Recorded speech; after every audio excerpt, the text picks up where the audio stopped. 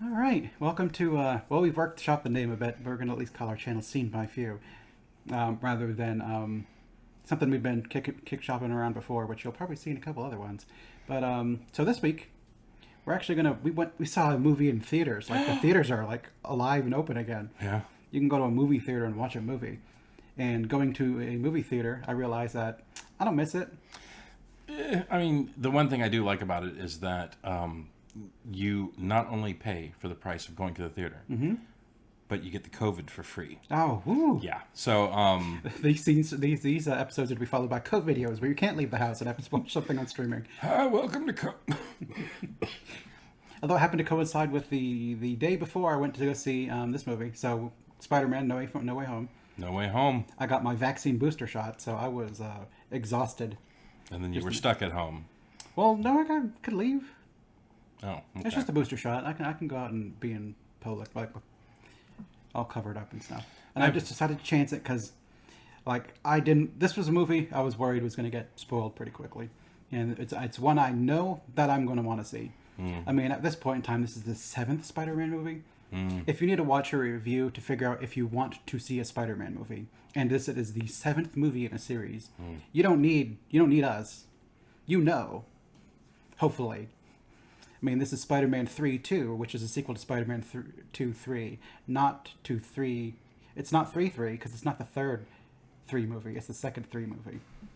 Because you have Spider-Man 1, Spider-Man 1 2, Spider-Man 1 3. Then you have Spider-Man 1. Or 2 1, Spider-Man 2 2, and then that one got cut off. Then you had Spider-Man 3 1, Spider-Man 3 2, and then Spider-Man 3 2. Wait, Three. Spider-Man 3. No, this is third. It's the second third Spider-Man, not the third Spider-Man. It's very confusing. I mean, I still think it counts as. It is the. It's the second trilogy. Because you had a trilogy, a duology, and then a trilogy. So, I'm going to go ahead and say it. This might be a hot take, but I think Andrew Garfield was a good Spider-Man. He was. He was a good Spider-Man, and movies I didn't like. I mean, it's the writing. Like, the writing always gets you. Like, Andrew Garfield was the most Spider-Man because, like, they were doing awesome stuff when the truck was rolling down the road and, like, the little canisters were bouncing in the back and he's, like, grabbing them with his feet in his hand and, like, webbing them. And, like, that part was just simply awesome. Paul Giamatti, love him as an actor, but him as Rhino... Why was he the Rhino? And I mean, like, Jamie Foxx being Electro is good. What they did with Electro was bad. Yeah, well, in that movie, I hated his character. In Amazing Spider-Man 2, I didn't care for pretty much anything that they did in Amazing Spider-Man 2. Yeah. The only thing that I guess I kind of liked was the relationship between Gwen Stacy and Peter Parker was good, and then them kind of having the Green Goblin be the reason that Gwen Stacy kind of bit the big one is kind of true to the comic books and just kind of fit, and I thought was done pretty well in a movie that was otherwise not very good. Yeah, but that movie had so much promise. Like, they were already hinting at like a Sinister Six movie and everything. Like, it seemed like in the first movie they were kind of like leaning towards, we're gonna maybe do the Sinister Six, and then when they found out the first movie didn't do so well, then the second movie they were like, please let us get to a third movie, and we promise it's going to be good. Look at all these things we set up in the basement. We will totally do the Sinister Six, and then it just didn't get there. So, but as far as my money's concerned, Andrew Garfield was good. Yeah, not my favorite Spider-Man, but we'll get into all that later. Yeah. So, in talking about No Way Home, I find that talking about any of the plot points is going to be particularly spoilery, and which is why I'm kind of like, it's the 7th Spider-Man movie. I think we kind of give our rating and then we just start talking about the movie. I mean, we could talk about like brief things, like, I mean, Tom Holland I thought did good in it, and like Zendaya was good. What's that guy's name? Ned's actor, he was good. I think his name is Ned Worthington. No, I saw his name earlier this week. It's just now, it's called being I don't know, bad memory. Actually, I have an awful memory. I haven't seen him in a lot of things, and I think once he gets his name out there for more than Spider-Man, he will become a household name. But I'll pick it up. It's just it's a thing where if you asked me earlier today, I would have known it. I think his name is Guy in the Chair. Oh, okay. Yes. So, but I mean, he was good. Like even Marissa Tomei, she was good. I mean, everyone in the movie It's good. was good. Like the acting was good. I felt the emotional scenes kind of hit. Yeah, and well, we'll get into that in spoiler territory, but we're going to go ahead and give our rating for those who have not seen the movie, so you could just be like, okay, well, these two dumbasses, they gave it this, so maybe I like the guy on the left but not the right, or vice versa. And with his recommendation, I will or will not go see the movie, and then that way you could shut this off, go watch the flick, and then go tell 30 of your friends about this review channel, and then get them to come back and watch it when you come back and watch it too. So I don't envy the person that has 30 friends. That's a lot of people to keep up with. Yeah, but man, that guy is just so popular at parties. Or is he? Yeah, I mean, it's personally, I wish I had 30 friends so I can just go to their house and eat their food. That would cut down so much on my grocery bill. I don't know what kind of friends you have, but if you come over and start eating my food, get the fuck out. I've done it before. What, just come over and eat my food? You made me hamburgers. Yeah, but that was like, come over for a cookout. Do you actually think I'd be just going to random people's houses, just like hang out, unless they were like, come over for some food? Yeah, that's the thing. Well, you didn't pose the question in a way of, I wish I had 30 friends so I could eat their food was the proposition. Not I wish I had 30 friends who all threw barbecues so I could go over to their houses and eat their barbecue food. Well, I'm a fat guy, so I'm always worried about eating food. So naturally that took over my mind when I started talking about that. But even if you don't have 30 actual friends, I'm sure that because the friggin' Facebook is the way it is, you go on there for like 5 people, and then next thing you know, you're friends with friends with friends with friends.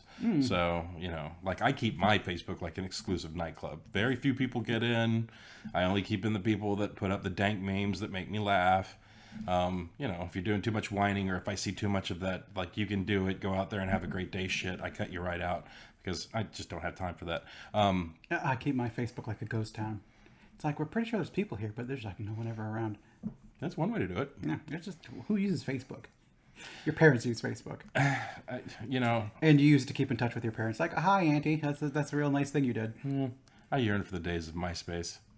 I skipped MySpace. By the time I thought about it, it was already going away, and I'm like, dodged a bullet. Man, I could put my own MIDI music up there, and they came up there and they saw my little star-speckled page. It was great. All right, so shall we give a rating for No Way Home and then give people the spoiler out? After you. So this one, I think I've only had 2 days to kind of mull it over. I'm settling on like a 9, but it could end up going down to an 8 in the future. Like, I think I want to see it again and then kind of put a few bits together in my head and kind of determine there. Still, I think it's a good movie and it is worth a watch. So this isn't spoilery. What one word can you say that did not get it past an 8? What is that one thing that bothered you where it was just kind of like, story or... nostalgia baiting? How much of it is eking on the young me and how much of it is actually good movie? And I needed to kind of separate the good from the baggage. I think we've had conversations before on this channel about, it might not be up yet, but about nostalgia and kind of the baggage that you bring to movies, and that you can't leave your baggage behind. If you like Transformers and you go see a Transformers movie, your opinion of Transformers are either going to weigh more heavily. If it's even slightly not good, you're probably going to hate it. And if it is slightly good, you're probably going to love it because you're bringing that I love Transformers baggage. That's going to weigh your opinion more. And this is one of those movies where when I was a kid, my older brother would get Spider-Man comic books and my oldest brother would get X-Men comic books. So those were like the things that I kind of grew up reading. So anything Spider-Man related, anything X-Men related, I'm bringing that baggage with it, like childhood brother stuff. And pretty much if they go too far one direction, it's just going to tip the scale like immediately, like being out of balance, like just a little bit and it's off. Okay. All right. So I gave this movie, I'd give a 7. Okay. And the one word I would use is drag. And so we'll talk more about that in this spoilery part that's about to happen in about a minute. So you've already been warned in the beginning. We're still not there yet. Yeah, we'll give a proper warning once we start going more in depth about the movie. So you felt the movie dragged on in parts? I had a hard time connecting in like the first 25, 30 minutes of it. Okay. Because I'm trying to say this as docilely as possible, but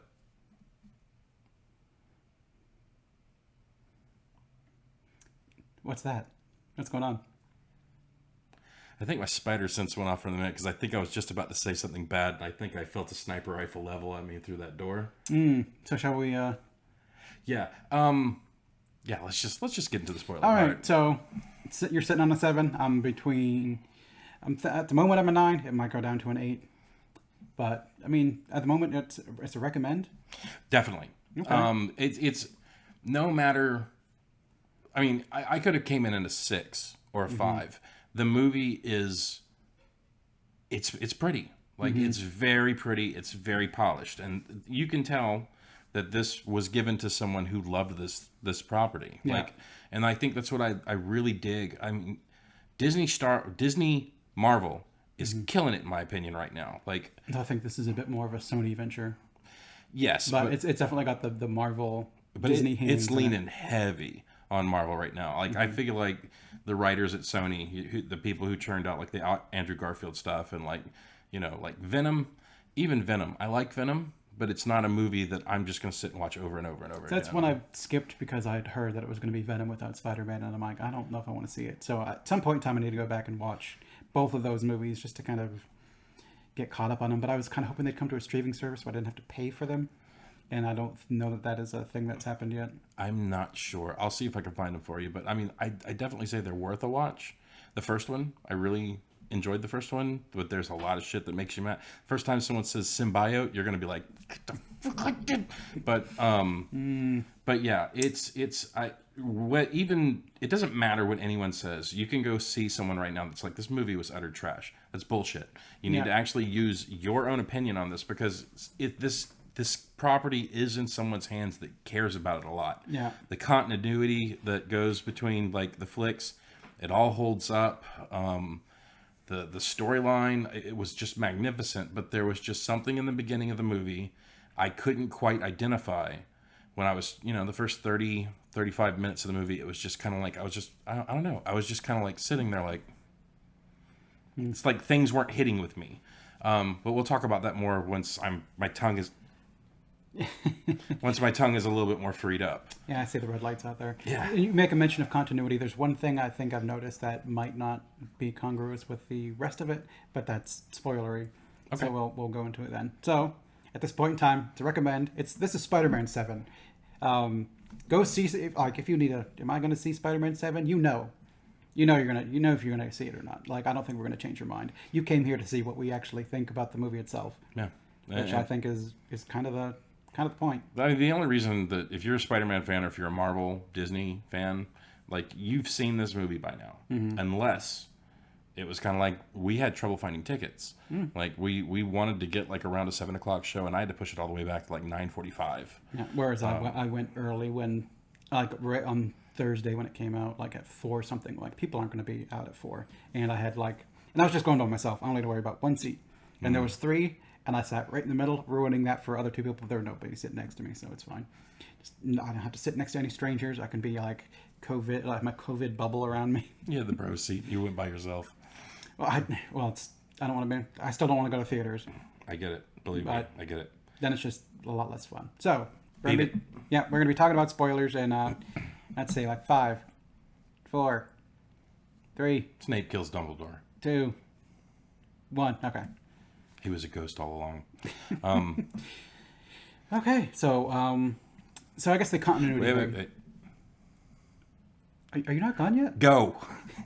If you hear anything after this, you went to the bathroom and now you're back. Yeah, find the pause button and back real quick. We're spoiling now. Beat it. Okay. So, the one continuity bit that in Civil War, Tony Stark brings up like, "Hey man, why did you come about doing this?" And you get a brief allusion to the fact that Tom Holland's Spider-Man lost Uncle Ben, and then they never talk about it again. It's very brief. They didn't mention with great power comes great responsibility. They just kind of, like when Tony Stark goes into the room and talks to Tom Holland Spider-Man in Civil War and kind of like, hey, why are you doing all this stuff? You get the allusion to like him losing somebody. And based on the fact that there had been 2 other Spider-Man 1s and we didn't need a new Uncle Ben dies story, just like we don't need more Batman's parents dying stories.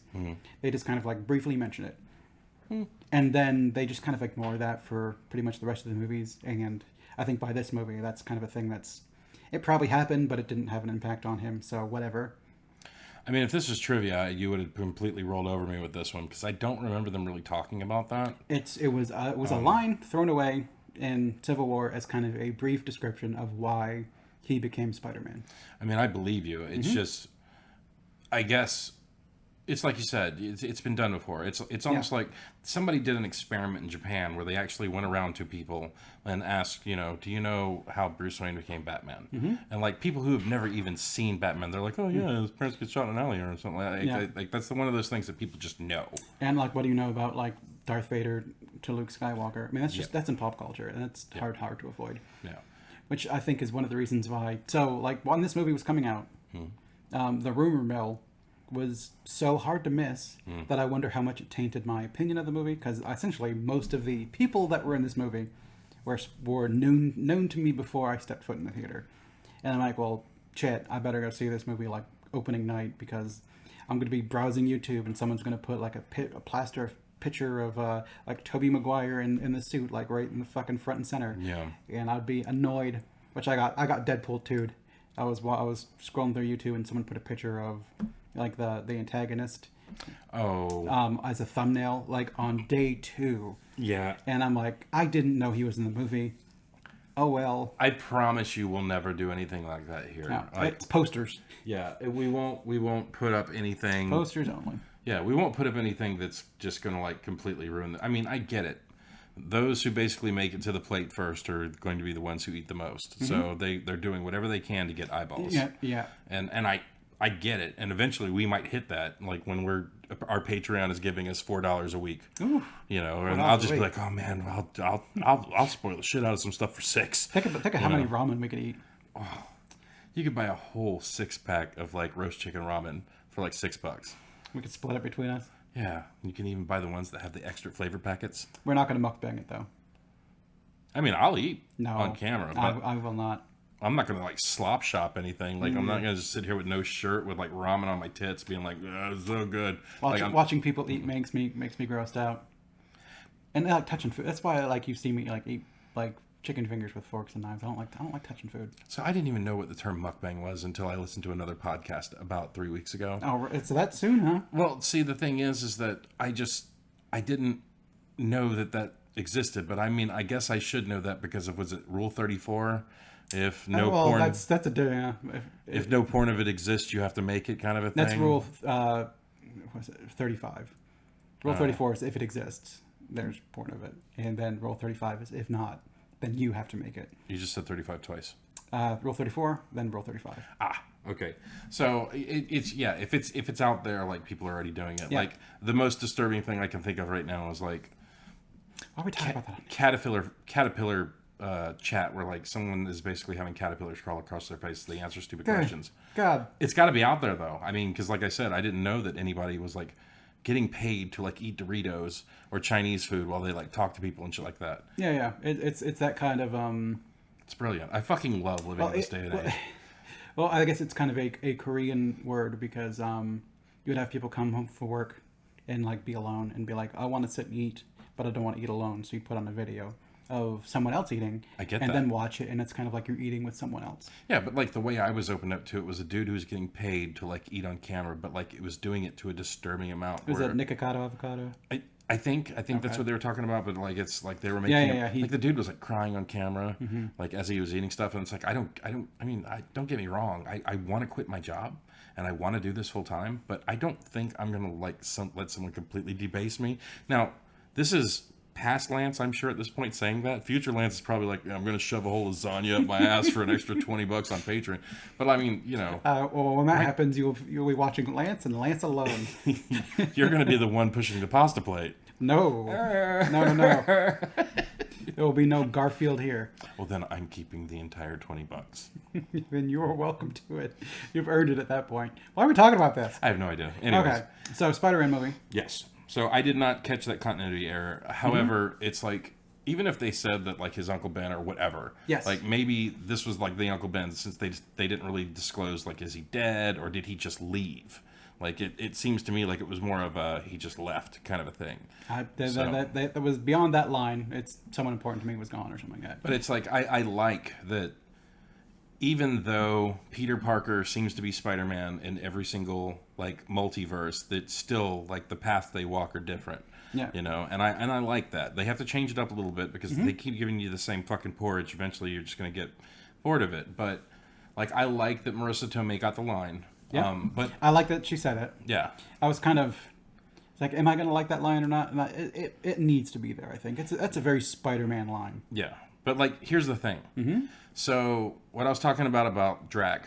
So the beginning of the movie, it was good. Like me and my wife, we really enjoyed it. Like it was a good movie. But like the first 30 minutes of the movie, to me, it just seemed like, I don't know, like a lot of the stuff was kind of forced, or like maybe they were just trying to put it together. Like the lines with like Doctor Strange weren't landing with me. The banter between him and Peter wasn't landing with me. The banter between like the Scooby Gang, it wasn't landing with me. The whole thing with Flash like running around, the MIT storyline in the beginning, like none of that was really hitting me. So then by the time that Marissa Tomei got hit, her dying, I did not shed a tear. Like, the first time that I actually got choked up was when I saw Tobey Maguire.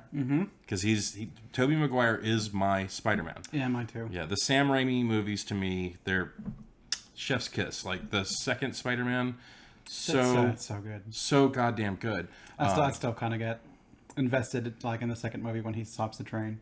And people are like, oh, he's just a kid. Oh, yeah, no younger than mine. And he does, like, extreme Maguire face. Yeah. Or, you know, like, that's just...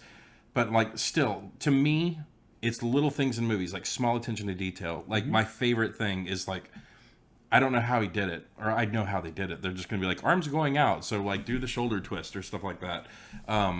Because they were doing a lot in this movie. Like, you know, Alfred Molina was, like, hard body acting to show that the arms were doing stuff. I imagine it was much harder for them because they were digital this time. They weren't practical like before. Yeah, but, like, the part when on the train when...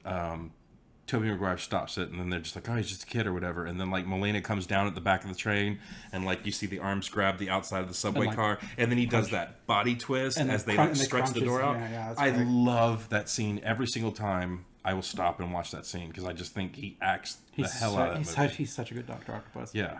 And he's back, and that makes me so happy. And I didn't have like I said, I didn't have a problem with most of the movie. After you had the three Peters... then like everything to me after that was just like gravy. I was loving it. I get it. They were totally pulling on the nostalgia teat. That's I get it. Believe me. But like a lot of the puns were landing with me. The youth pastor line I thought was fucking gold. I just like the Peter banter where they're all talking about like, okay, here's your web cartridge, and he's like, what are you guys doing? Yeah. So, yeah. That just comes out of your body. Does it come out of anywhere else? Like it's. Some of that banter was just kind of okay. I think it's fun. It's kind of things that I think people were curious. Like, are they gonna? Where does it come from? They're kind of doing the curious, I don't know, teenager sort of aspect of it. So your body just makes it. Okay. Do you ever get web lock? Yeah, I had this crisis of confidence thing one time, but the two parts that made me like I teared up when I saw Tobey Maguire. I did tear up a little bit when I saw Andrew Garfield, but like not as much because you know. Plus, like him, just when he walked in, it was kind of like, okay, yeah, sure. Especially when they saw him down a dark alley, it was kind of like, okay, this is definitely not. Yeah. I'm like, ooh, who's it going to be first? This is not MCU Peter Parker. Yeah, I was just, who's it going to be first? Yeah, but like I loved seeing all three of them together again. Once all three of them were together again, I loved the whole bit.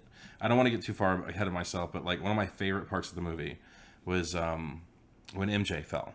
Yeah, and then Andrew Garfield caught her. Andrew Garfield caught her, and you could see he was having that cathartic moment of like being able to save her. Yeah, it's like I've dreamed about this. Yeah, that tore me to pieces. And it kind of was a I think his Spider-Man got done dirty by, unfortunately, the writing.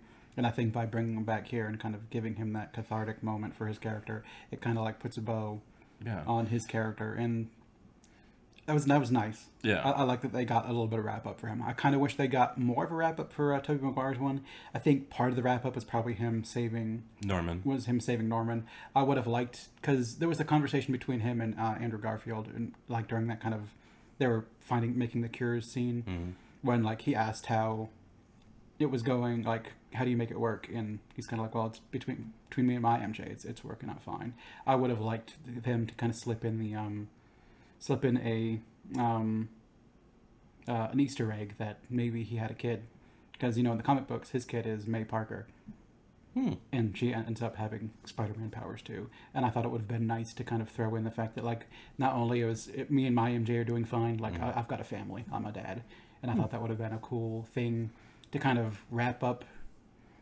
What has it been, 20 years since the other Spider-Man movies, and kind of been like, because he's aged, he's not the same young whippersnapper Peter Parker. He was so chill.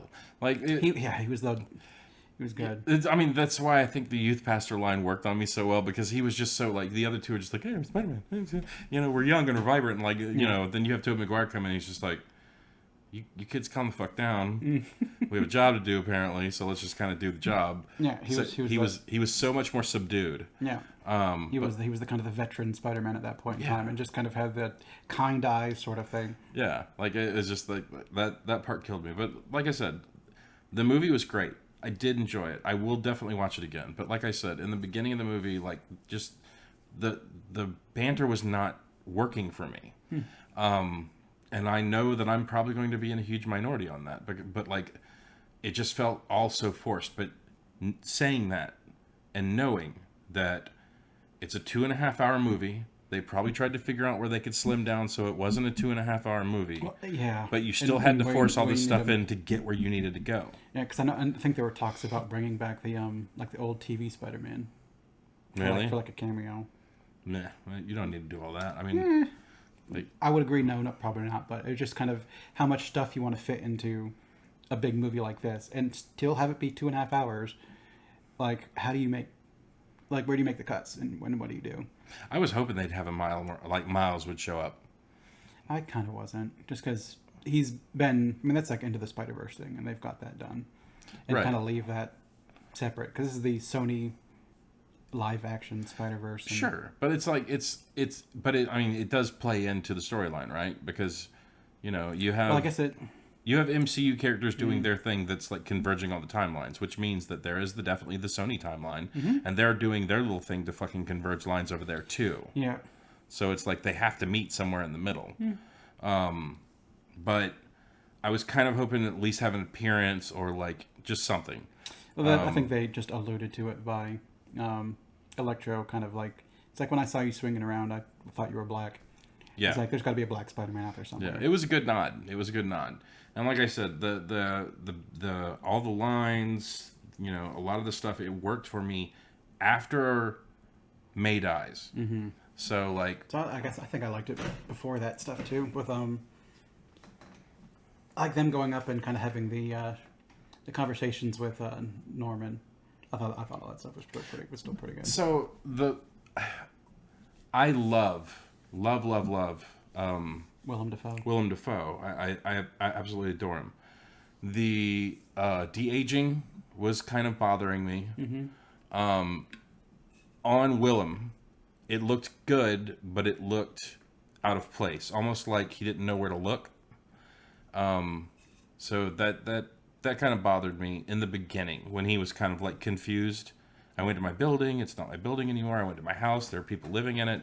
Like, it just, something about that really just sat wrong with me. Now, this being a person that watched The Mandalorian, and when they had a certain de-aging thing on that show, because I'm not going to spoil anything there, because it's something completely different, that didn't bother me. But like the rest of the internet went fucking nuts on it. Well, even though the de-aging in Rogue One, that uncanny valleyed a bit. Yeah. The de-aging in Captain Marvel was really good, but it's still at the same time as you have a 70-year-old man playing like a 20-year-old man. You can kind of tell by the way he moves and stuff. Yeah. Well, all he did was smile in that movie. In Captain Marvel? Yes. Oh, we must not be talking. I'm talking about the cameo. I'm talking about Nick Fury. Oh.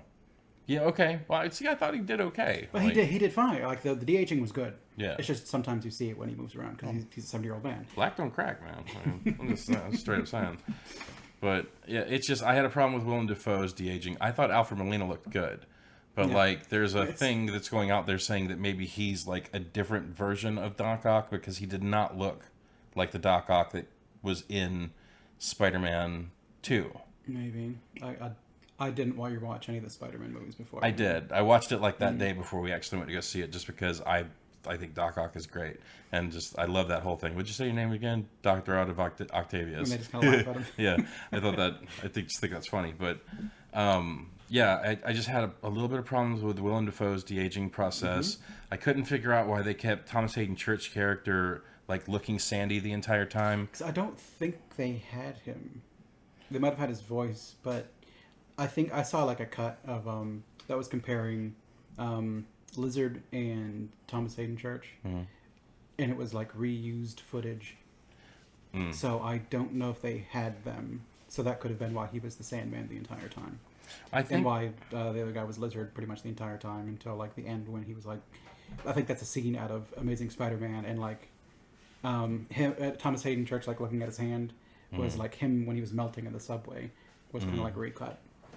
Well, it's like they had Flint Marko look a little bit like himself when he first showed up, and then he just stuck Sandy after that.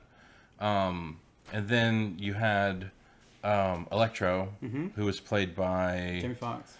Yeah, he like looked completely different, and even then they had like a throwaway line. Yeah, the throwaway of like, yeah, you look different. It's like, I don't know, I feel different. Yeah, I like the way I look here. Yeah, but like he was way more like cool instead of like that nervous kind of nerdy guy, which I was fine with. Otto looked different. He had the curly hair. Then you had the Lizard, but he just looked like Dr. Connors, you know, in lizard form. I thought he sounded fine. It's just there were little things that just it felt strange, but like I said, all in all, it was a very good movie. I did enjoy it. I would definitely go see it again in the theater, if only for the mid-credit stinger, which I thought was great. So, and having never seen the Venom movies, when I was watching that, and I'm like, who's this guy? Yeah. And it was only like on the second time that the Venom symbiote talked, and I'm like, oh, okay, that's supposed to be that's Tom Hardy's Venom, right? And I'm like, so. We almost got the Sinister Six. We had 5 of them, and so we were short Craven. We were the whomever the 6th is tends to rotate out. Oh. They could have brought in Topher Grace's Venom and made it work. They could have brought in I can't remember the kid's name from Amazing Spider-Man, that Hobgoblin or that Green Goblin. They could have brought him in. They could have brought in Franco's Harry Osborn. They could have brought in either of the Harry Osborns as kind of, but at that point you have 2 goblins, so I can see them not wanting to do that. Well, I think the Sinister Six is 6 particular, so I believe the Sinister Six it rotates. It's been Vulture before. They could have had Vulture get out and been part of it too. Yeah, but then like I think the thing that's funny about that is that they haven't even done Tom Holland's version of like Electro, which is obviously going to be. They don't have to at this point. Well, I mean, I think the guy's dead. It was the dude that had the gigantic glove. That was the Shocker. Shocker and Electro are different. Shocker has no electricity powers. Shocker? It's not quite. Okay. And they had 2 Shockers technically, because one guy was like, "I'm the Shocker," and then he got I didn't know what to think about this dumbass glove. I thought this thing like levitated. Yeah. It's like, no, it's this one. And then like, well, now you're the Shocker. So they had 2 Shockers technically. Yeah, but but it's obviously it's obvious that they're going to have the guy who plays Nacho in Better Call Saul. He's going to be Scorpion. Yeah. But we still haven't gotten our versions of the Tom Holland movies. I wonder if they make him Venom. I wonder if they skip Tom Holland becoming Venom. And they go right to Scorpion becoming Venom. You know, it would make sense if they did that, because this isn't. I don't think this is spoilery. Well, we're talking about spoilers. But spoiler for what? I was going to refer to something that was in Let There Be Carnage, but I've not seen that one yet. Okay, I won't say anything. But there was something that happened in it that would have made sense for the symbiote not to go to Tom Holland's character, but anyways, because I mean the other people that have been Venom. I mean Flash Thompson. I don't know if they're going to make this Flash Thompson into Agent Venom, but then also I think this new Flash Thompson is a chode. I don't like him. I think he's funny. Yeah, but he's not. He's not that like annoying jock anymore. Now he's just that kind of a bully smart kid. Yeah, he's like the one that had like the second most growth so far. Yeah, he's had some growth at this point. Penis Parker. Then like now he's like, just say I'm your best friend. That was when he found out that because he loved Spider-Man, he hated Peter Parker, and then he found out that they're the same person. So he's like, no, I'm Peter Parker's best friend. Yeah. He had like the most growth arc, but it's like I don't know if I'm like. If I'm completely over the moon about him. Like Amber and I was also talking about last night that we have not seen this universe's version of Eddie Brock. But that wouldn't happen until Peter gets the job at the Daily Planet. Which there is no Daily Planet or Daily Bugle. Wow. Yeah, you made me do it too. I know. It's sorry. It's a short. There is no Daily Bugle, and this one is not a photographer. I wonder if he ends up becoming one to make money because at this point in time, now he's on his own. He needs something. No one remembers who he is because remember at the end when he set down his book bag and had the GED test, meaning that like whoever he was got erased. He had to kind of go back and kind of reestablish himself because no one knew. Like everyone forgot Peter Parker. Okay. Well, yeah. It's just oh my god. That GED score had to have been amazing. Yeah. Seriously. Like when he was in the Mirrorverse doing like that. Oh, this is the whatever sequence, and he was kind of like flipped and he's like, "That's math, buddy." Yeah, that's geometry. Good. I know geometry. Yeah. So I want to talk about a few things I loved about this movie. Okay, go ahead. So the scene where Peter's trying to get away with the box, the reset box. Yep. Right before Strange punches his soul out of his body. Whenever like Strange kept opening up the portals, so Peter would hop back, so he was hopping back towards Strange, so he couldn't run. Yeah. I love that. Yeah. I also love the part where like Strange opened the hole as Peter was shooting the web, and he webbed his own foot, so he was like portaling himself. And I just couldn't help but like during that whole portal thing to be like, now you're thinking with portals. I did the same thing, which is also funny because I believe that the voice of Rock Johnson in those games. Oh yeah, that's J. Jonah Jameson. It's J. Jonah. It's J.K. Simmons. Yeah. So yeah, I couldn't. Another thing. Happy is Foggy Nelson in the Ben Affleck, and he got to see this Daredevil. Yes, I thought that was kind of fun too. Yeah. Like, hey, look, Foggy Nelson and Charlie Cox have a scene together. I really wanted them to say something to each other, but it's the same thing where they missed out on the ability for like Benefact Humberbatch, Cucumber Batch. To say something to like Tony no shit Sherlock. I like he would have done that. I think it's low hanging fruit. Well, I think in the thing he's like, oh, it's so cheesy. Yeah, but like that scene, I thought was amazing. Like I loved it. The whole thing where he was trying to take the box from Peter, his body, and he's like, how are you doing that? It's just that. That was so good. His body acts on its own with its little spider sense, whatever. I just loved that whole bit. But there was just there's so much care and attention to detail in the latter half of that movie, where the Peters started doing their own thing at the Statue of Liberty, and they're like, I'm used to doing this by myself. And then they finally kind of like made a plan. They were like, let's like hash it out. I'm Peter 1, you're Peter 2, and he's like, I'm Peter 3. Yeah, like that whole bit was good. The movie had a lot of punch at the end. I'm loving what Marvel's doing with Disney Marvel is doing. So I wonder if this movie set up them kind of causing a bit more of a divide, and we'll see less Spider-Man in some of the other Marvel movies at this point, because they've kind of people know who Spider-Man is, but they don't know that Peter Parker is Spider-Man, and now the people who are the Avengers can't necessarily get in contact with him. Is this an attempt to open up Spider-Man to the Sonyverse and kind of pull him away from the Marvelverse? And while they're still technically tenuously connected, are we going to have more Tobey Maguire or as Spider-Man? Are we going to have more Andrew Garfield as Spider-Man? Are we going to explore that side of it more, or is it going to be? Are we going to still borrow Spider-Man for Marvel? I'm kind of curious. I mean, you kind of have to at this point, right?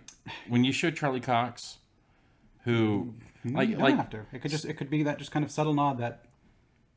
But I mean, okay, let's just break this small thing down. Mm-hmm. So you have Charlie Cox, which was in the Netflix. So you have Charlie Kirk, who's in the Charlie Kirk's the Netflix version of the Daredevil. Yeah. So he's the Netflix version of Marvel. Then you have Spider-Man, who's in the Sony version, and then you have, just the rest of the MCU. Mm-hmm. Well, now they have all crushed that all together. Yeah. So even if you're like, okay, we're going to draw back on Tom Holland being in the MCU, mm-hmm. it still exists within Marvel's cinematic universe mm-hmm. where Charlie Cox is. Yeah. So now you have to do it. And after something else that happened in a different show that we're not going to talk about, yes, which directly puts it in the MCU. Yes, there's something recent that kind of connects it. But, so, I mean, they don't necessarily have to, because, I mean, sure, Daredevil saw Peter Parker, but now he doesn't remember who Peter Parker is, because Peter Parker's been erased from everyone's memory. But he's still there. So he still exists. And to what degree are they going to go back and kind of...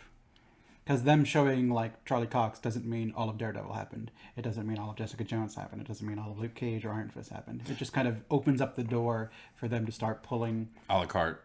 From what they want. From what they want. Which, I liked all of those things. I'd like to see them come through. I mean, less so Iron Fist. Although the second season was better. There was a second season of Iron Fist? Yeah, I barely remember bits of it. But they kind of swapped who was the Iron Fist. And that seemed cooler. But the end of... You know what? I'm just going to go ahead and spoil it. I think them pulling a la carte from those shows was kind of opens the door for them to do. Well, I mean, that's what they were doing in Star Wars. So, mm-hmm. like, in Star Wars, it's kind of like, well, people really liked Grand Admiral Thrawn, so we're going to pull him in. Well, they flat out said all of that stuff is not canon. They've never fully... I think they've kind of said, like, we're not really sure. Mm-hmm. Or we're probably not going to pull it in. They've never just said, like, that stuff just flat out doesn't exist. Well, I mean, if you think about it, so when they did announce, when mm-hmm. Disney bought it, and then they announced that they were not doing any of the extended universe, everyone lost their fucking minds. That's a lot of stuff to leave on the floor that people love. But think about it. Mm-hmm. Like, literally, you're like, we're not acknowledging any of this. And you're like, fuck this shit. And then you start making, like, quality stuff, and people are like, okay, I'm going to watch it, I'm not going to be happy about it. And then you're like, hey, you like Grand Admiral Thrawn? Here you go. Have a little Grand Admiral Thrawn. You like Aurora Singh? Yeah, we'll put her in the movie. You know, like, people, they're just eating it up. Like, mm-hmm. and so I think they're doing it right because they can literally just choose a la carte on storylines that are already established and already beloved, mm-hmm. and all they have to do is put their small twist on it. Yeah. So the execs at Disney know what the fuck they're doing. Some of them do. Yes, but like even with the Marvel Cinematic Universe, they don't have to say anything. So is the comic book universe at 616? The main comic universe is 616. Okay, so even though you have this well of like comic books that you can go back and do anything you want with, mm-hmm. like you don't have to incorporate any of those storylines. And when you do, they're putting their own twist on it anyways. And people seem to be, for the most part, okay with it. Yeah.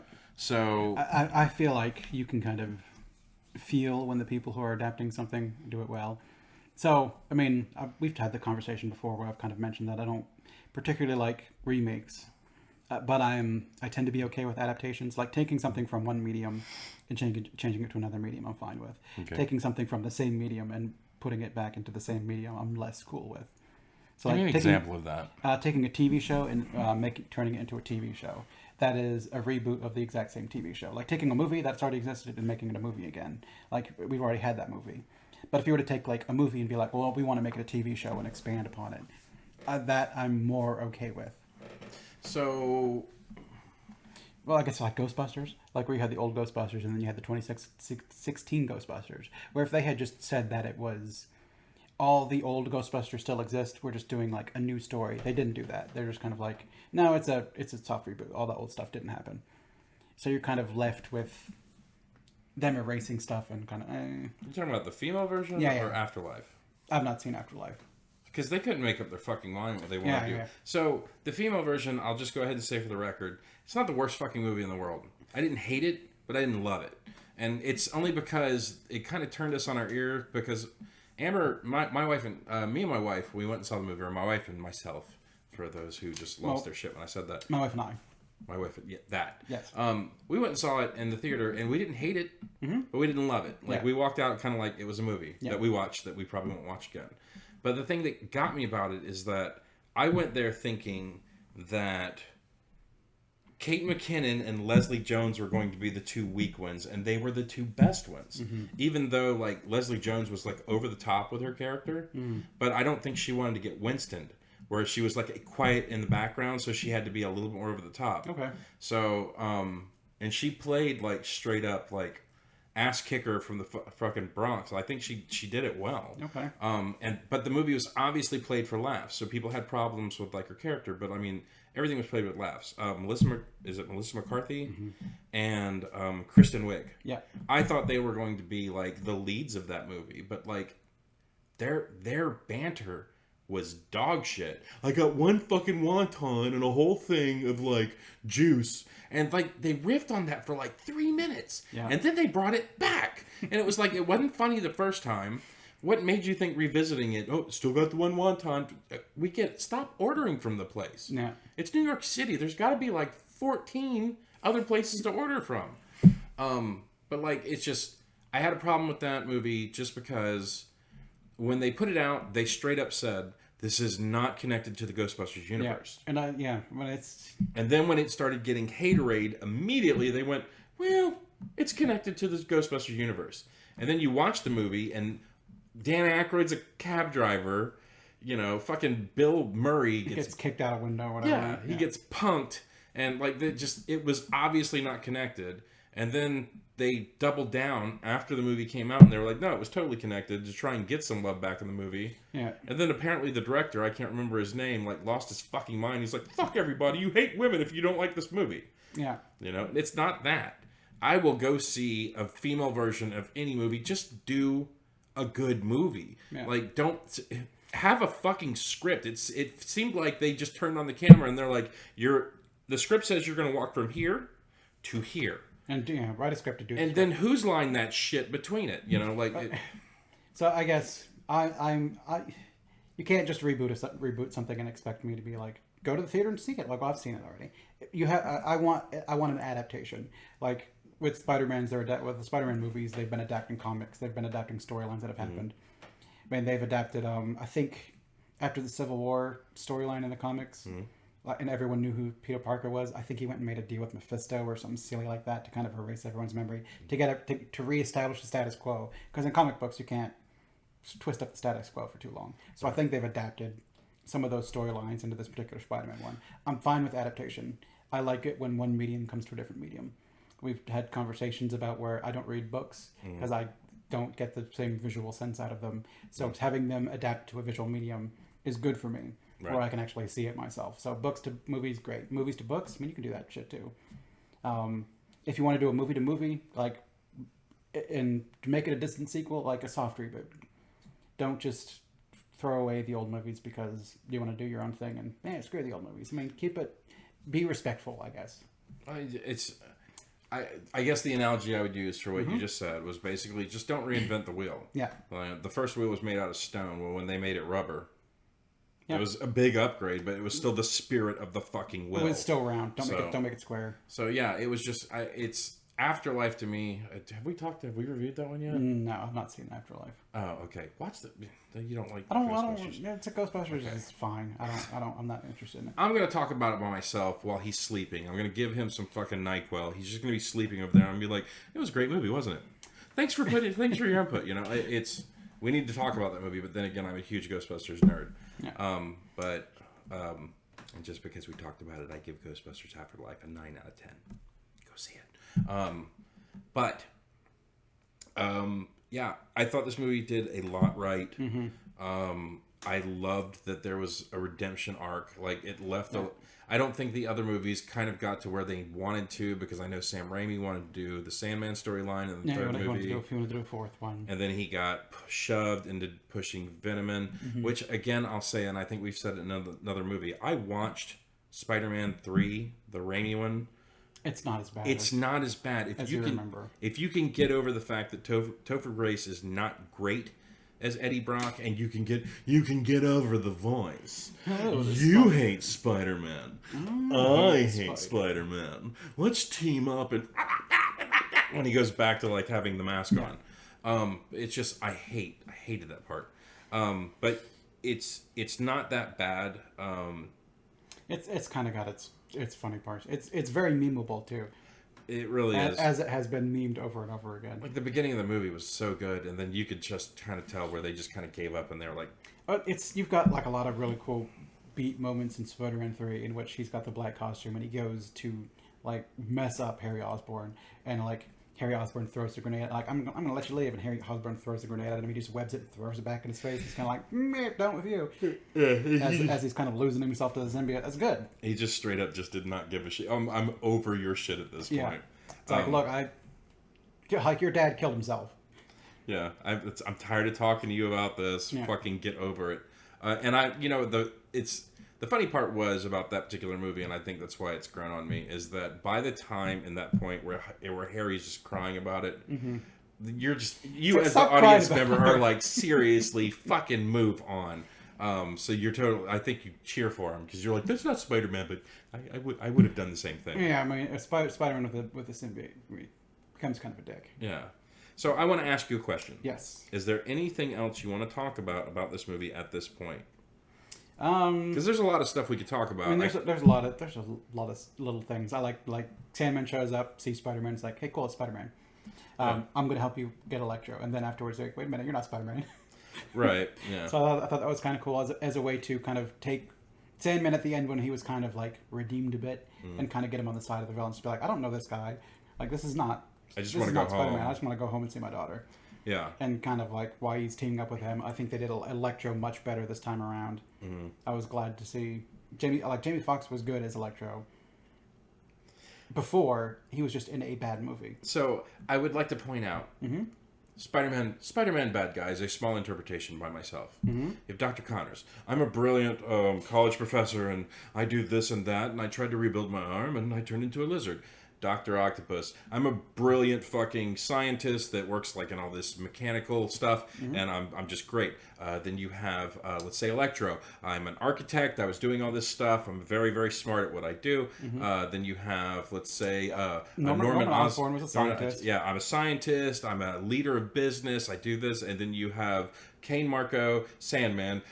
Duh. It's like, I was in prison and I left and I wanted to see my daughter. I fell into a thing. I thought that was kind of funny too when he's talking to Electro. It's like, I fell into a vat of eels. Like, I fell into a hadron collider essentially. And it's like, you gotta be careful where you fall. I almost wanted a moment in that movie where, like, when Norman brings back up the line, well, I'm a bit of a scientist myself. I almost wanted all of them to say it at the same time. We're all scientists. Yeah, we're all fucking scientists. How many people in those cells are doctors? Like, most of them. Yeah. Dr. Octopus, Dr. Osborn, you got Dr. Connors. Yeah. Dr. Electro. I wonder if Electro had a doctorate, because he's probably was an electrician or an engineer or something. I think he was like an engineer, or he's like an architect. Not a doctor. Well, I don't know what it is. I don't know what he was in the comic books, but I know that the Jamie Foxx version, he was like real brilliant when it came to like drawing up plans and stuff like that. So probably not. So we have 3 of the 5 were doctors. Yeah, you'll have to forgive me. I don't remember what I so don't remember the second Spider-Man movie. Yeah, there's not much to it that I remember a whole bunch of. Yeah, all the Spider-Man, all the quips and stuff like that, great. Spider-Man action, great. But like, it's just, I could not give 2 shits about that movie when I watched it. And I love Paul Giamatti. He's one of my favorite actors in the world. But him as Rhino, I was just... It didn't fit. Oh, it was so bad. Well, it's just then they're also like, Rhino's going to be in this movie. And he's like, the guy who it would be Rhino is in it right in the very beginning. And then him in the suit is kind of like the stinger that they don't even finish. Yeah. Well, I mean, it's kind of like they had to do it that way. Yeah. Because it's like, who's going to watch a movie that's a dude running out in a leotard that has a fucking horn coming out on top of it? Like, how do you make that sexy and like today? It's how do you make the Hulk look like the Hulk and not put him in a suit? Yeah, man, you could do it. Just make him a big fucking dude. Well, you could, rhino horn. Who gives a shit? Yeah, you could figure it out. So, like the way they did Vulture. Yeah, like Vulture was great. That was a great reimagining of the character. Mm-hmm. He didn't have the powers. He didn't have the vampire. Yeah, he wasn't that old man that was sucking the youth out of people. Yeah, but like even then, like people gave it a pass because A, it was fucking Batman. Yeah, it's Batman. And B, it was a cool concept, and he looked fucking awesome. He looked dope. The big fucking aviator helmet with the big goggles that had like the red pinpoints and shit in. Yeah, he looked dope. He looked awesome. I mean, Mysterio was done real well too. Kind of reimagined from the movie special effects guy to kind of like, I worked with Tony Stark and kind of in that kind of. How good was that turn? It was good. It was oh my god, that turn was straight fucking magic. Yeah. In that movie, but we're not here to talk about that. What's against Spider-Man 7? Oh, I guess they could have brought back another Mysterio too and had the Sinister Six. I really wanted there to be 6 of them, just to kind of. There was. Well, he didn't show up at the end. He was just... No. There was 6 bad guys in this movie. Who's the other one? Dr. Octopus. Yeah. Lizard. Yeah. You had Electro. Mm-hmm. You had Sandman. Mm-hmm. And you had Green Goblin. And the last one, who in my opinion was the biggest bad guy in the movie. Is it Peter Parker? J. Jonah Jameson. He was the one that started all the bullshit every single time. He's not a member of the Sinister Six. But he's another conflict. But if you ask me, he was the main bad guy of this movie because every single time he showed up or started some shit that's when he turned America and New York against him. Spider-Man, yeah. And then he kept talking shit. And then when they got to the building, when they're actually like trying to cure people, and Otto Octavius is like, "I'm cured. Oh my boy, you're so brilliant. Thank you." The voices, they're quiet. And then J. Jonah Jameson gets out front, starts talking mad shit. And Connor in the van even saw him pull up and been like, "Here we go." Yeah, it's about to start. It's about to fucking pop off. And sure enough, it did. It's like, in my opinion, J. Jonah Jameson was the true bad guy of this movie. I think Peter Man. His desire to kind of like have it all was kind of like the catalyst, and then Green Goblin ended up being like the villain. Because out of the 5, he was the powerhouse. He was the powerhouse. He was the one that was kind of there to like. Because Electro was kind of like, man, I don't want to. I like having this power, but I also don't want to go back to my universe and die. So that's the other thing that I had a problem with in the ending when they had the dramatic conclusion of the big fight between like Goblin and Spider-Man. They should have called that shit straight up jump cut the fight scene. Yeah. Because there were so many jump cuts. But like if you can do the de-aging process and they straight up had him like in the hood and all the stuff, just put a stuntman in there. He wanted to do it himself. You're fucking 90. Just don't. Just voice act the shit. Let a dude get in there to fucking like do all the punching and kicking and shit. Man, you want to do that shit yourself, even like. Why?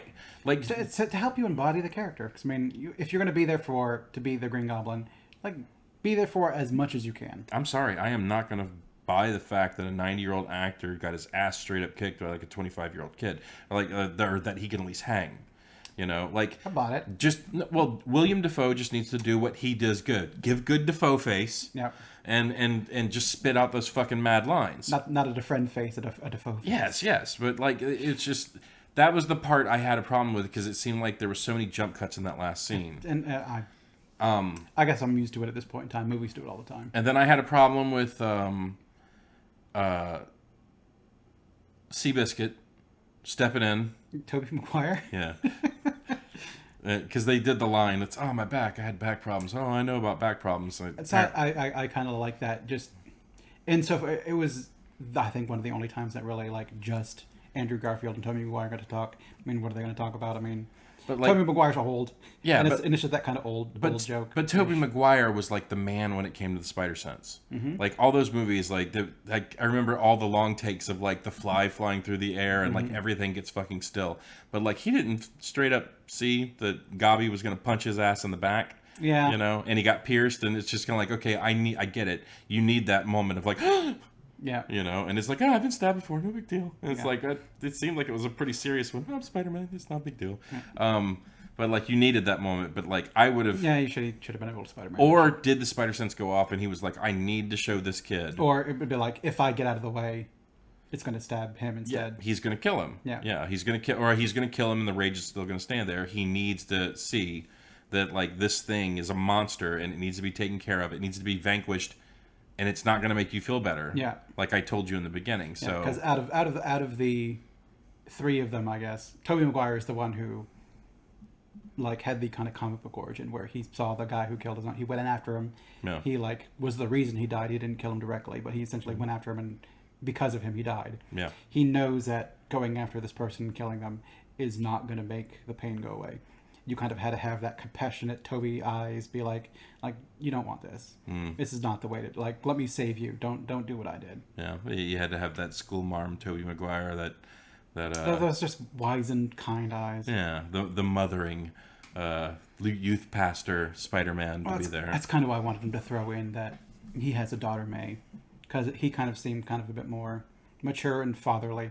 I mean, honestly, I feel like somebody at the script said we could talk about like where the relationship is between those, and Sonny are just like, no one cares there, or they couldn't fit it in. It's probably more realistic. Or we're already letting y'all cross the line enough, like coming in and like doing some of our shared storylines. Don't start going back and changing old shit. I mean, again, this is a movie that I've heard a bunch of rumors for. I'd heard rumors that they wanted to bring Kirsten Dunst, but couldn't because of like all the COVID regulations and stuff.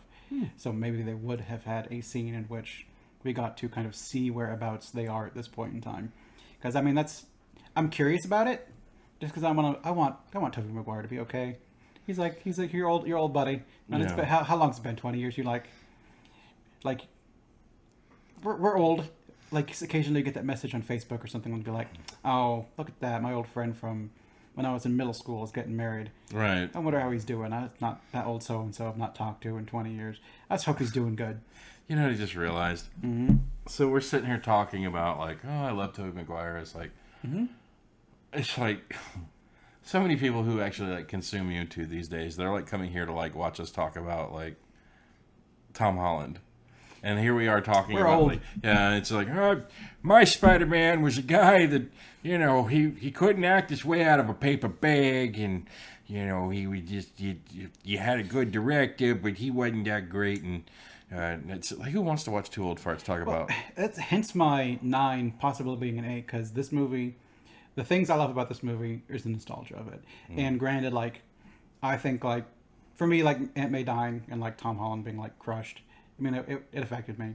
And then, like, when they're pulling in the other Peters, you kind of get, like, that sense. And he asks, like, well, we go to this place when we're feeling, like, just down on ourselves. Where would your Spider-Man go? And, like, when they walk over and, like, Tom Holland looks to, like, Mary Jane and he just, like, breaks down and she just walks over and, like, hugs him. Then Ned goes over and hugs him, too. And that slayed me as well. They just have that cry. And then, like, the other 2 Spider-Man show up and he, like, it's like, oh, shit, here come more superpowered people. And they just kind of have that breakdown and be like, kid, you're not alone. Like, my uncle died, and my love of my life died, and they kind of have that cathartic talk. It was good. I liked it. Yeah, it was. There's so much to love about the movie. Like I said, it's just some of the opening dialogue wasn't hitting with me, and like I said, it was probably just because they were like, you had that person who was the timekeeper. They were like, Strange talks to this guy, we go and talk to this guy. Now we're going over here. Now we're going over here. Now we can get to the meat of the story. Yeah, there's so much I think they want to put in this movie. Yeah. I mean, the 7th movie in a long series in which you want to call back to as much as you can, show much appreciation to all the previous things that have come before as you can, and I mean, you've only got so much time in which you can jam it in. And then with COVID regulations and shit, only so many things that even if you had the time, you might not be able to pull them in. It's like people that you want to pull in, maybe they're doing other shit, or you might just not be able to pull them in. Who knows? So I'll tell you one little thing that I did want to see in the movie. Okay. So I wanted to see J.K. Simmons, as classic J. Jonah Jameson, just show up because he knew. Another Spider-Man come in, or another J. Jonah come in. Yeah, and this was something I saw in another thing. I think I was reading a guy that was talking about something else, but like they said that only people who knew who Peter was would come through the rift. Yes. Shocker never knew that Peter Electro. He never knew that Spider-Man was Peter Parker. I think his mask was off. For how little I remember the second movie, I think. Like, Harry got him out of prison too, didn't he not? Like, tell him, like. So Harry knew that it was Peter, and he pulled out Electro. Yeah, like when Otto delivered Spider-Man to Harry, and Harry pulled the mask off and was like, "Holy shit, it's my best friend!" And he's like, "This isn't about us right now. He's gonna kill Mary Jane." Like, they didn't pull in James Franco because he's kind of a Hollywood pariah right now. So I get. No, I mean. Amazing Spider-Man 2's Green Goblin. Oh, sorry. He goes. Well, let's talk about. He goes to rescue Electro from the prison. because Electro gets kidnapped or gets imprisoned. He gets like once he figures out the electric webs, he beats Electro, and then he gets locked up. And then Harry goes and gets him out, and like, we're gonna go get Spider-Man. For as little as I remember about that movie, I thought at that point in time, Electro knew who. Every single one of them talked about the moment, and it seemed like every single one of them was the moment of right before he showed his face. Yeah.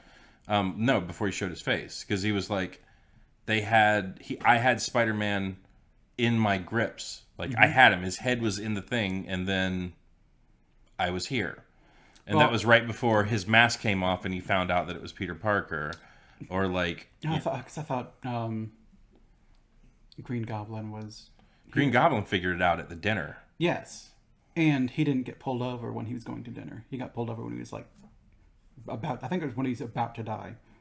I think they all got pulled over when they were like... Amber, do you remember when Gobby said that he was moved over? Never specified in the movie when he was pulled over. It's speculation on whether it was when he... whether it was right after the dinner or if it was right before he died. There's no real consensus yet because he did not... William Dafoe's character did not say it. So I would have figured since he was dressed up as because during the dinner he wasn't dressed up as the Goblin because he came over full mask, full glider, full everything. Right. So I would have assumed it was during that last little fight in which he was soon going to die. And you think about like of those 5 of them, Dr. Octopus is still going to die. So I mean, honestly, so is Willem Dafoe. The glider's moving. It's heading towards him. He's still standing on that wall, and then they go back. I guess it depends on what exact moment do they go back to. Yeah, but like if Octopus or Dr. Octopus specifically mentioned, like he pulled the mask off, like he just saw that it was Peter Parker, and then he got pulled over. Like that thing behind him is going like black hole, and he's got to go drown it. Yeah, but like also with that said, when Otto goes back. I mean, Spider-Man goes back too. So is it does Spider-Man remember what happened? Because he's old. He was old Tobey Maguire. Yeah, I suppose so. Because that was the old wizened Tobey Maguire that had and he was getting them from the past. And they were getting from the present. So yeah, that makes sense. But like every single person that went back, except for like Sandman, got fucking aced. Yeah, because they all died in those movies. But I wonder if because we have 20 years between Spider-Man 3 and this movie, something like that. What happened to Sandman? Did he like go back and try to fight Peter Parker again? I don't think so because he seemed like he's buddy. Did he just get pulled over for like I floated away? And because I feel like that character didn't give a shit because it was kind of like Spider-Man was kind of like, I'm cool with you, you're cool with me, just don't hurt people. I know you just want to go see your kid. Blew away in the sand. And he just dipped. Blew away in the wind. And I did like that they brought him back, and it's like, Spider-Man, hey, I still got your back. And it's like, who the fuck are you? Yeah, and then he's like, well, you're not Spider-Man. Yeah. And then, like, by the time he got his Spider-Man at the end of the movie, he's like, hey, Kane, it's me. And he's like, I don't care. You know, like, at that point, he just wanted to go home, and everyone's acting like dicks, and they can't go home. Yeah, it's like, we want the thing so we can go home. So he's fine. I'm not going to die. Which could be, like, his... They all seem to have their own twisted reasons to why they want to get the box. Like... Electro wants to get it so that he doesn't get put back into his world because this one's got the arc reactor and that's amazing. And see, I did like that. Yeah. Like the first time when they were just like, whenever he's got over there, and he's like, no, he's got something in there. I could feel it. Yeah. You know, and then you get like basically the nuclear bomb of like your powers, and he's still kind of like, okay, I'll decharge. Yeah, and he's kind of like, well, I guess the alternative is me going back to my universe to die. Yeah. So I mean, I guess this is better. And then like when Green Goblin's like, we're gonna wreck this shit, and he's like, no, you know what? I'm on board with him. This guy is an amazing orator. I'm gonna go with him, and let's just take over. I mean, you know, the way he cackles evilly really convinces me to the side of things. Yeah, but like it's I can see we're running long on this one. I'm pretty sure there's people that have already turned this shit off, because if our viewing numbers are any indication, our first video had like I think we're sitting at like 116. Our second video, and I think our third video are sitting around 30 and 16. So we're dropping off a little bit. So, a couple little things. So I like when he's fighting Green Goblin for I guess really the first time, and he's just punching him in the face, and he's just laughing. That's fun. And then them fighting and breaking into the house. That was neat. So I had shades of Batman punching Heath Ledger's Joker at that point, where it's kind of like you're not. I know you're not going to kill me. you know. Well, And I finally really pushed your buttons. I think it was more of like, you can't beat me. Like like this Green Goblin seems stronger than before. Yeah. And then even then, like I've heard a lot of people say, well, if Peter Parker punched Otto Octavius with like all of his strength, well, Peter, he'd be dead. Even Tobey Maguire's character said, I pulled punches, and then it got to a point where I just stopped pulling punches. Yeah.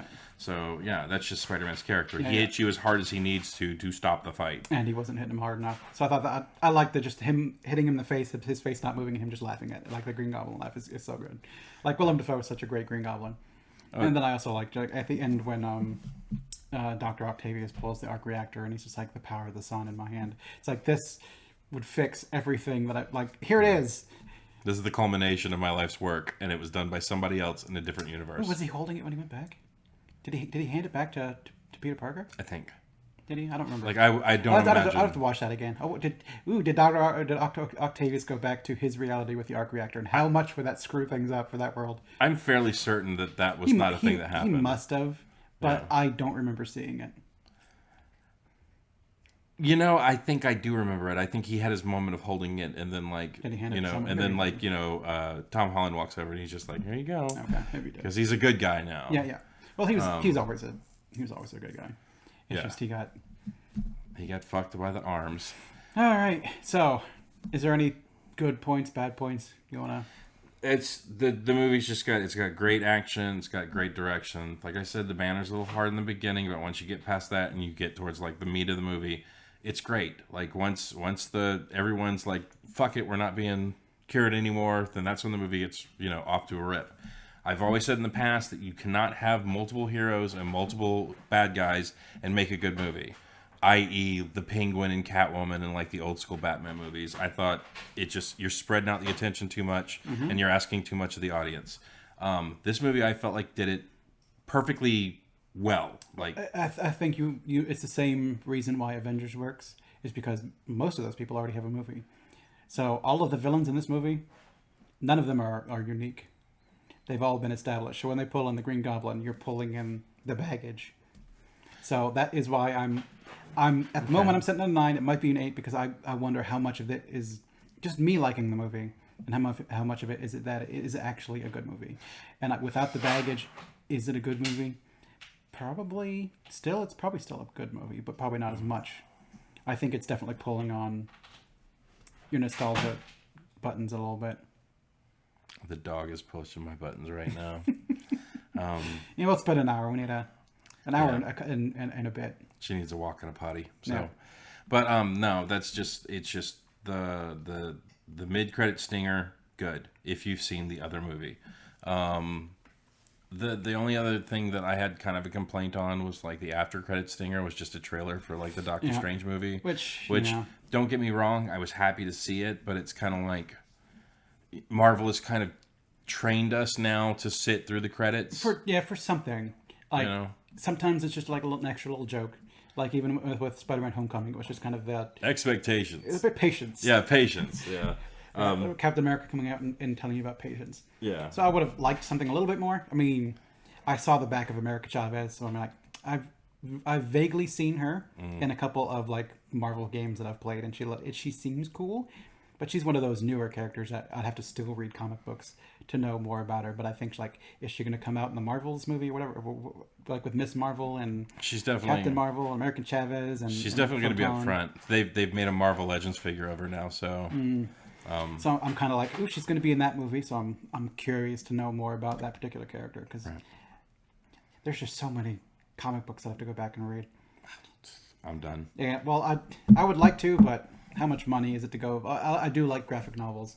Maybe at some point in time, I'd like to pick up some of the Miss Marvel ones, because before Carol Danvers was Captain Marvel, she was Miss Marvel, and I'd read some of those ones. I think we're getting indication from the Peanut Gallery. What about? Jack?